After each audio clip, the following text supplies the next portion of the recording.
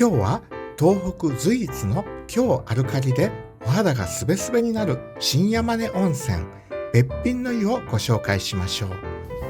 今年3月宿泊した時の内容を中心に、そこに入っている美味しい食堂も何度も通っていますのでご紹介したいと思います。1989年に旧山根温泉ができ、1995年に現在の場所新山根温泉へと移りました。その頃私の両親も久慈へ訪れた際、義理の兄に連れて行ってもらったのを覚えていますが、私はめんどくさがって行かなかったのですよね。べっぴんの湯という名前の由来は、森重久彌さんがヨットで日本一周している時に久慈港へ立ち寄り、山根温泉へ訪れられました。その時のおもてなしに感動した森重久彌さんが山根地区をべっぴん村と命名されたことから、山根温泉もべっぴんの湯と呼ばれるようになりました。ところが2019年に温泉が枯渇し、営業ができなくなってしまいました。そして久慈市による調査と工事によって3年後の2022年に復活、営業再開となりました。私が初めて訪れたのはその翌年2023年、日本へ戻ってきて久しぶりに久慈を訪れた時です。なんと私の両親が訪れてから30年近く経って、もっと早く訪れていればよかったと後悔しています。なぜならその温泉の効果のすごさ、今までいろんな温泉に入りましたが、こんなに感動したのは初めてです。まさにべっぴんの湯、お肌がすべすべになり、寒い冬でも芯まで温まって体が冷めないのです。雪かきとかで疲れた体が癒されていくのを感じました。これはもったいない。全国の皆さんにもっと知ってもらわないという思いでこの動画を作っています。お肌がすべすべになるのは pH10.7 という強アルカリの泉質によるものです。それで日帰りの大浴場のお湯も良いのですが、実は宿泊者用の小浴場はタンクからつながれているパイプの場所が異なるため、さらに水素イオン濃度が高く、より効果が高いと言われています。大浴場には小さな露天風呂もあり、空いていれば独り占め。気持ちがいいですよ。温泉といえばコーヒー牛乳か、このフルーツ牛乳ですね。ぜひ一泊でもこの温泉を体験してみていただきたいと思います。もう一つ特筆すべきはコスパがとても良いことです。有名な温泉地ですと確かに設備は広くいろいろ整っているのでしょうけれど、それなりのお値段になります。私はちょうどキャンペーンもやっていたので、かなり安く泊まることができました。キャンペーンでなくても安いと思いますので、ぜひ問い合わせてみてください。お料理も美味しいです。まずは晩ご飯をご紹介しましょう。地産地消山根町の新鮮な山菜や野菜をふんだんに使用し、久慈市広野町普代村から取り寄せた新鮮な魚介類、そして野田村や山形町産の厳選されたお肉が使われています。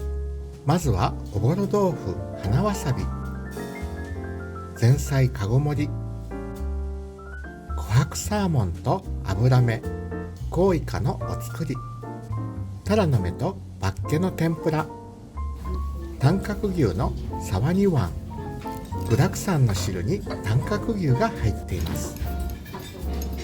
総八ガレーの一夜干し、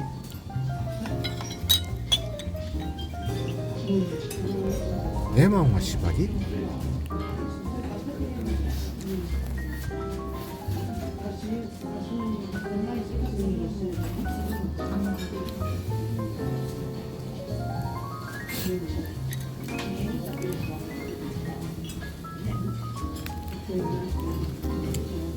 骨から外しながらいただきます。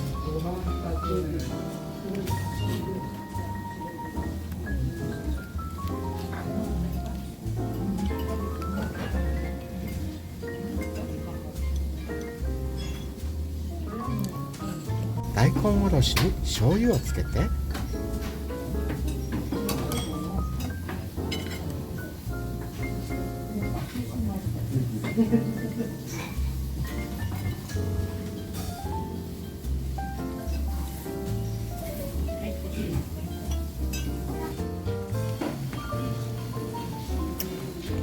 つみ鍋。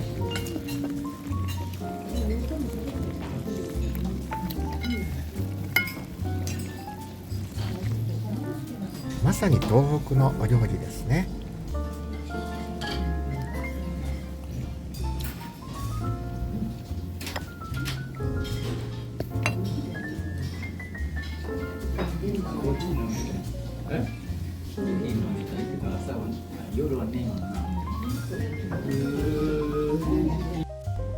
五穀ご飯とお漬物に米碗。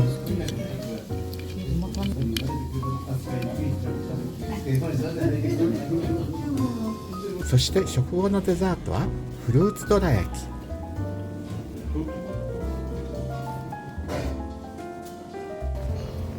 こちらは朝ごはん。もうい朝ごはんも豪華ですね。温泉卵に朝からお腹いっぱいになり、この後チェックアウトしてお昼は割烹古流に予約を入れていたのですが、食べられるかどうか心配でした。美味しそう朝ごはん。美味しかったので食べられましたが、割烹古流の動画もぜひご覧くださいね。実はここのお食事を作っているのは、かつて久慈で人気店だったフクルルというお店の方なんです。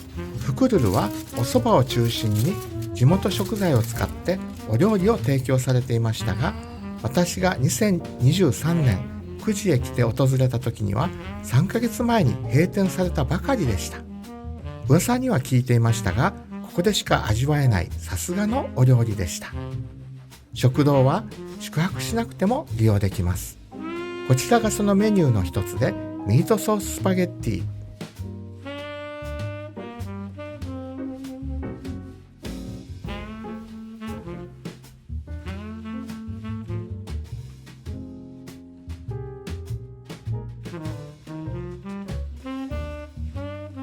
昭和レシピチャンネルのレシピもよろしく。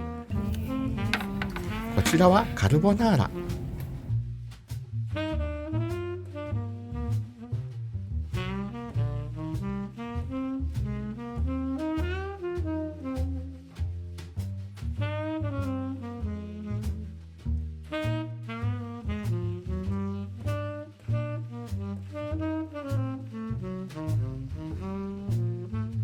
これらも美味しかったのですが、一昨年訪れた時のメニューはもう少したくさん種類がありました。また復活を祈ってご紹介しましょう。なんといっても連れて行ったお客さんがうなぎ声を上げたのがこの石焼きビビンバでした。いろんなところで石焼きビビンバを食べましたが、これは頭一つ抜けて本当に美味しかったです。短角牛はビビンバにバッチリですね。こちらは冷麺。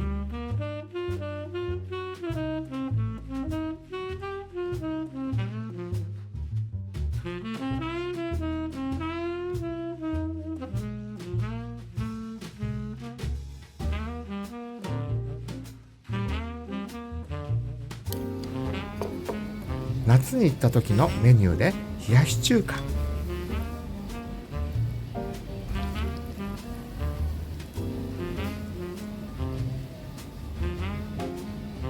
昭和レシピチャンネルのレシピもよろしく。そしてフクルルさんのお蕎麦がどうしても食べたかったのですが、ここでやっと食べることができました。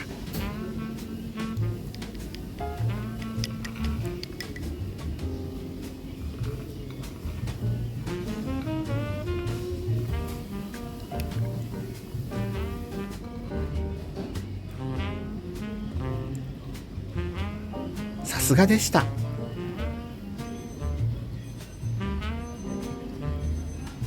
現在これらのメニューがなくなってとても残念なのですが、ぜひたくさんの方が訪れて新山根温泉を盛り上げてくだされば復活するかもですので、よろしくお願いいたします。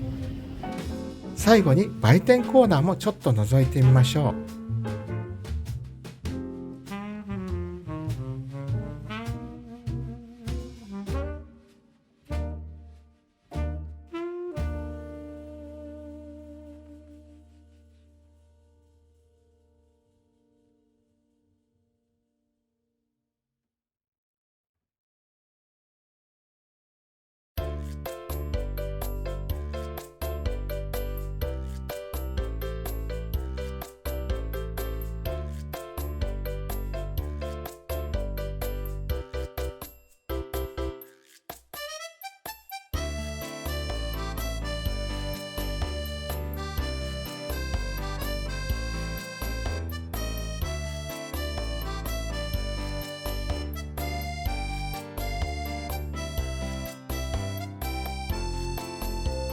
実はこの売店の横のお部屋で私も整体施術を行わせていただいております。ご宿泊時にご予約を入れていただければと思います。施術を受けていただいた方が感動してリピート率が高くなっております。久慈駅近くの店舗でも火曜日から土曜日までの日中営業しておりますので、ぜひお寄りくださいね。あと、べっぴんの湯ご近所の素敵なお店も2軒ばかりご紹介しておきましょう。温泉から歩いていくことも可能な距離です。一つはこのチャンネルでも一度ご紹介しました古民家カフェ空豆。紹介動画へのリンクを概要欄に貼っておきますのでチェックしてくださいね。2軒目は東工房里市、国寺焼で修行された宮古和人さんの工房です。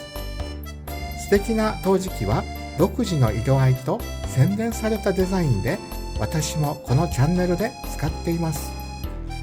温泉へ訪れた際はぜひお寄りください。町の方では雑貨屋さんまたたびで扱っていますので、行きそびれたという方はこちらへどうぞ。